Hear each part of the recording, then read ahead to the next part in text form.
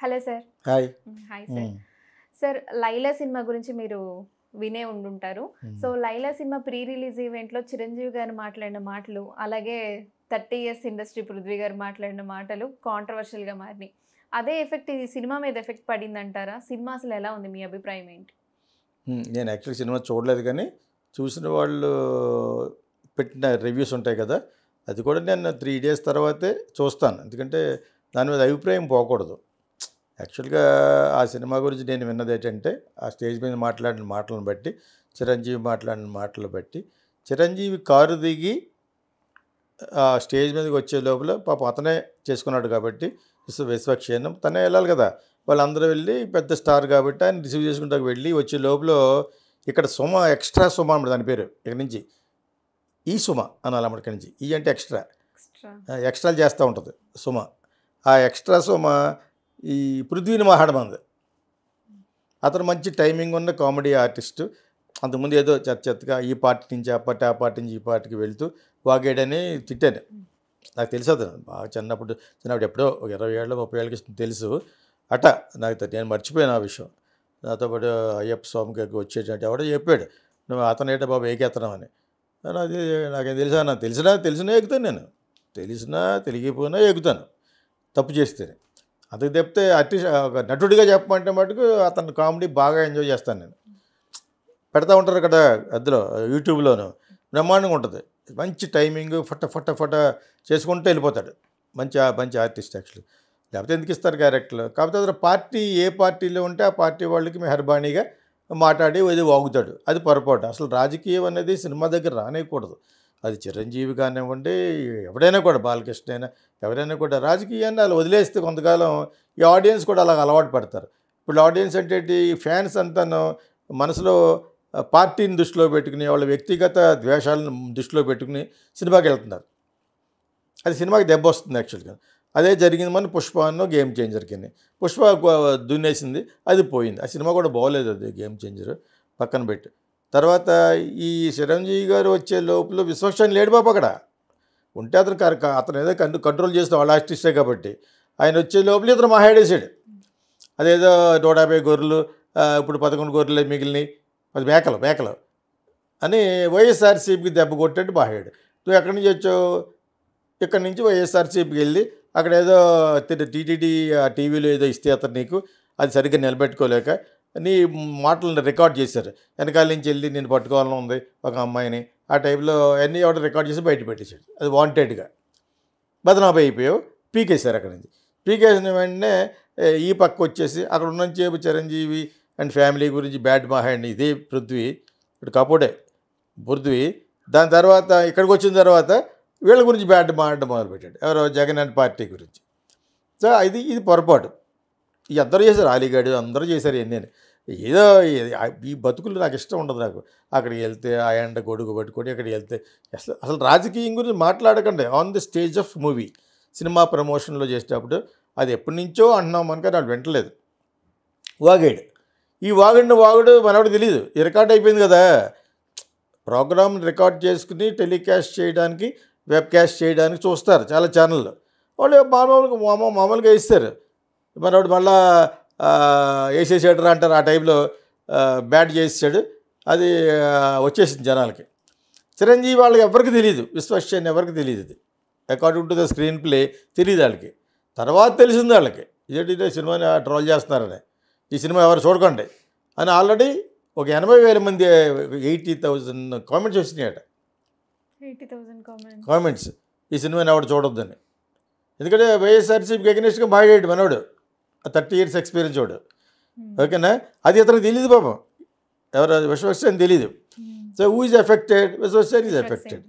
అక్కడికి వెళ్ళి తర్వాత వచ్చిన చిరంజీవి కూడాను ఏంటంటే మనల్ని పిలిచేటి మన కాంపౌండ్ కదా, బాలకృష్ణ కాంపౌండ్ కదా, ఇవన్నీ అసందర్భ పేలాపలు. అంతకుముందు బాలకృష్ణాలు కూడా తిరిగేవాడు మనోడు. ఆ ఎయిర్పోర్ట్కి వెళ్తే ఎయిర్పోర్ట్ నుంచి రావడం, రిసీవ్ చేసుకోవడం, ఇంకోటి వాడు జొన్నల గడ్డ, 2-3 తిరుగుతూ ఉండేవారు అనమాట. మరి ఏటోది అది ఆహాలో ప్రోగ్రామ్ ఇవ్వడానికో దేనికో మొత్తాన్ని తిరిగారు, అదేదో అయ్యింది.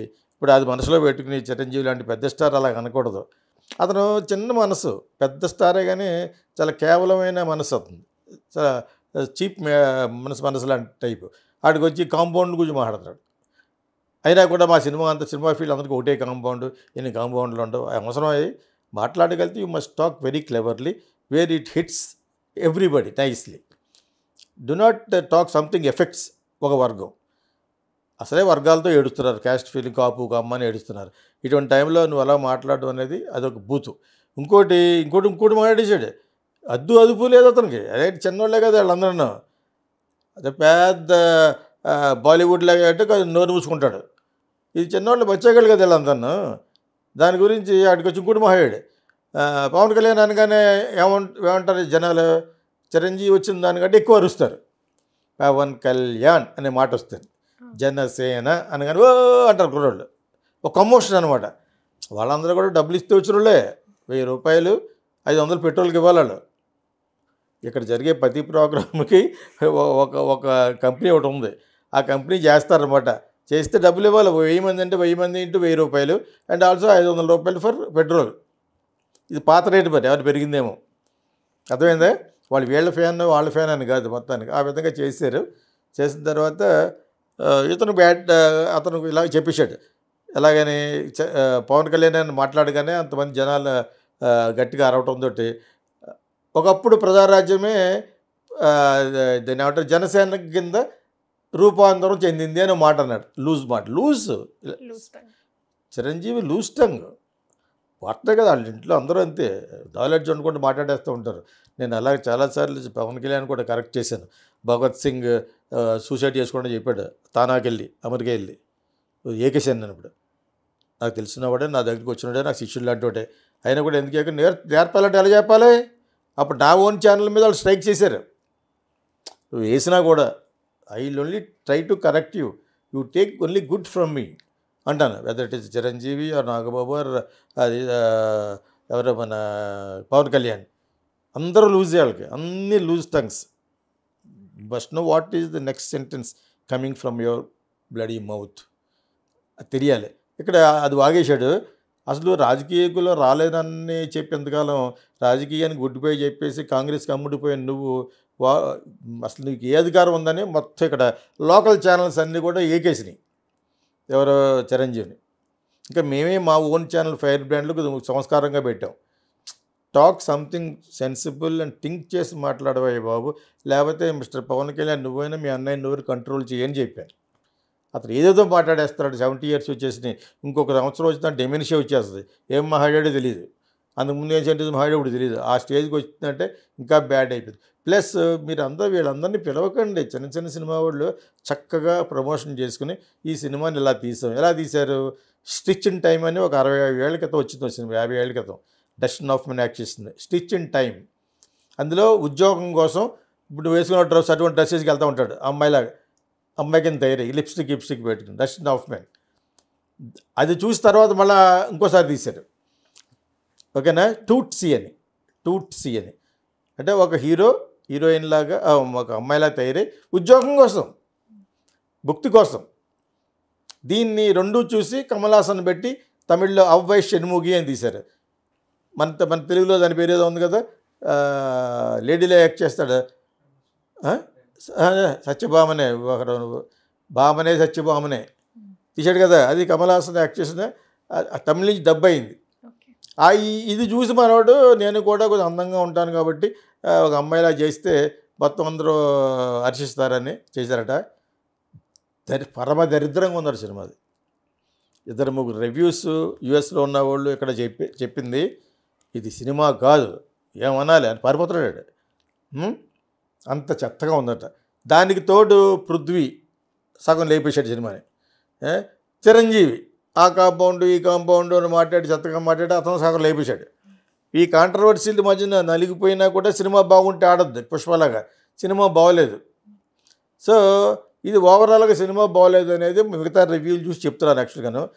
తర్వాత ఇతను కూడా కొన్ని వాగాడు. మళ్ళీ మా సినిమా మా ఇష్టం చేసుకుంటాం ప్రమోషను అని ఏదో వాగాడు. అది వచ్చేసింది బయట. అది కావాలని వాగి పెట్టాడు.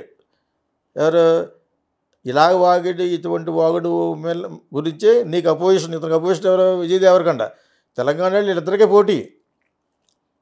విజయ్ దేవరకొండ, ఈ మధ్యలో వచ్చినోడు లటక్కన వచ్చిన వాడు ఎవరో తిల్లు, అదే చెప్పి మీకు మధ్యలో రామాయణంలో పిడకల వేటలాగా వచ్చినవాడు అతను ఒకడు, అప్పుడప్పుడు వస్తూ ఉంటాడు. సో ఈడ ముగ్గురు ఈ ట్రయాంగిల్ అనమాట. నేను గమనించింది సుమా. So whatever it is, ఇతను ఇలాగ వాగాడు, అతను కొంచెం ఫ్యామిలీ మ్యాన్లో అలాగ వాగాడు, ఫ్యామిలీ స్టార్లను. మీరు బుట్టలతో ఏరుకోవడమే డబ్బులు అన్నాడు. ఆ దెబ్బకి దెబ్బ ఇప్పుడు పక్కన ఉన్న దిల్రాజు ఇప్పుడు వాగొద్దని చెప్పాము, అయినా వాగాడు. అర్థమైందా? సో ఇప్పుడు నెక్స్ట్ అతని గురించి ఉంటుంది. అతను ఒక పోస్టర్ రిలీజ్ చేసాడు, దాని గురించి తర్వాత మాట్లాడుకున్నాం. నాకు పంపాడు ఎవడో కానీ.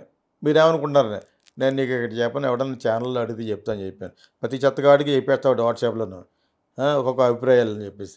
సో ఇది జరిగింది. ఓవరాల్గా సినిమా బాగోలేదట, చాలా అసహ్యంగా ఉంది సినిమా.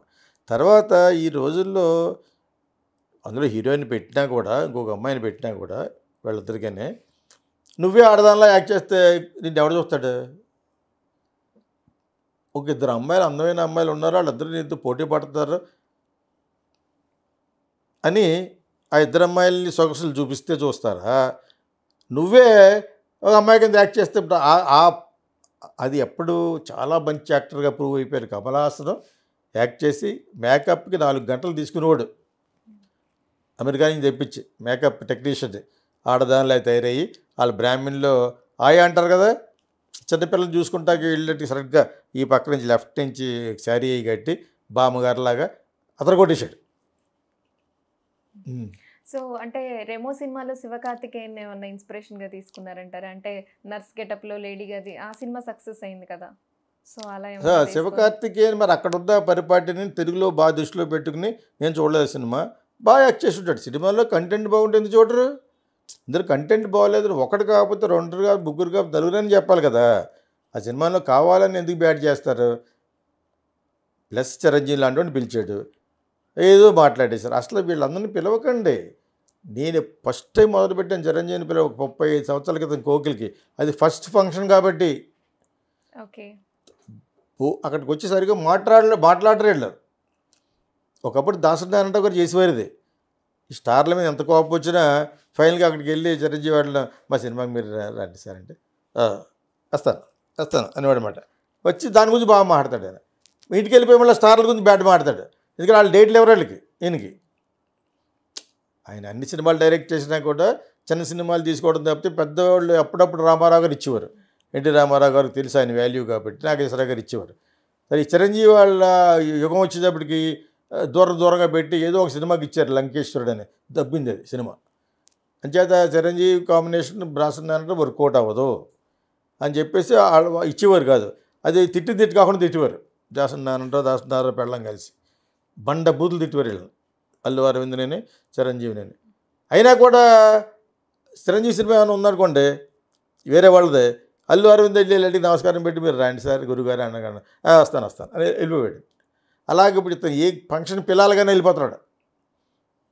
ఇది నేను ఆల్రెడీ 4 సంవత్సరాల క్రితం చిరంజీవి అన్నాను, ప్రతి ఫంక్షన్కి వెళ్ళిపోయేస్తామంటే బాబు నువ్వు. ప్లస్ నువ్వు సినిమా చూసావా, ఆ సినిమా గురించి బాగా మాట్లాడుతున్నావు, ఈ సినిమా చూసాడపోనే ఆ ట్రైలర్ చూసుంటాడు మనలాగా. మరి ఆ సినిమా గురించి మాట్లాడతావేంటి? చీపుకెళ్ళేది ఎంత అంచేత తెలుసుకోండి. Do not call them. అసలు వాళ్ళ వల్ల మీకు సినిమాకి నష్టం. పెద్ద స్టార్ అతను కానీ బాలకృష్ణ కానీ వీళ్ళు ఎవరు వచ్చినా కూడా మీ సినిమా నాశనం. Do not call them. మీకు మీ రేంజ్లో చక్కగా ఆ సుమారు ఒక దాన్ని పెట్టకండి, ఇంకొకటి కొత్త అమ్మాయిని పెట్టిన 300 మంది కొత్త అందాలను చూపించకుండా బాబోయ్ దుబ్బేస్తుంది. చిరంజీవి గారు అదో ఇదో తాతయ్య గారు ఎక్స్ట్రా అమ్మాయి అంతా. ఆ అమ్మాయి టైం కూడా అయిపోయింది. కొత్తగా అందమైన అమ్మాయిని పట్టిరండి. ఎవరో కొత్తగా అమ్మాయి ఎవరో వచ్చింది సినిమాలో, వెంకటేష్ సినిమాలో, అదే చౌదరి, మీనాక్షి చౌదరి. మీనాక్షి చౌదరిలో అందంగా ఉన్న అమ్మాయిని పట్టుకొచ్చి ఆ అమ్మాయిని పెట్టి చూస్తే కొంచెం ఆనందిస్తారు. కానీ పాత ఎందుకు? ఈ సినిమా గురించి చెప్పండి, ఈ సినిమాలో తీసాం, ఇలా తీసాం, యూ విల్ ఎంజాయ్ అని చెప్పేసి సస్పెన్స్లో పెట్టాలి. అందులో ఉన్న కంటెంట్లు చెప్పేయకుండాను. మీకు చిరంజీవి ఎందుకు, బాలకృష్ణ ఎందుకు అంటాను. మీరు వాళ్ళ గురించి మాట్లాడుకుంటారు అక్కడ. అంటాడు బాలకృష్ణ, ఈయన వచ్చి అంటాడు. ఈయన అవసరమా మీ సినిమాకి? మీ సినిమా గురించి చెప్పుకుంటారు స్టూపిడ్స్ అంటాను నేను. చెప్పుకోవడానికి ఒక అందమైన అమ్మాయిని, మీ యంగ్స్టర్స్ని మీకు మీరే ప్రమోట్ చేసుకోండి. అంతేగాని why are you calling Chiranjeevi and Balakrishna? Stop calling them. వాళ్ళు పిలిస్తే వెళ్ళిపోతారు. అర్థమైనప్పుడు మీకు ఏదో విధంగా పబ్లిసిటీ వస్తుంది, వచ్చి ఆ సినిమాని చెడదొప్పుతున్నారు. They are minus to the movie. For a kind information for all youngsters, whether it is Vijay Deverakonda or this boy or Siddhu, whatever it is. మీకు సంబంధించిన యంగ్ అండ్ యూత్ పెనరామని పిల్లంటారా బాబు. Call some youth icons from Bollywood, దేశ MTV నుంచి వాళ్ళని పిలండి.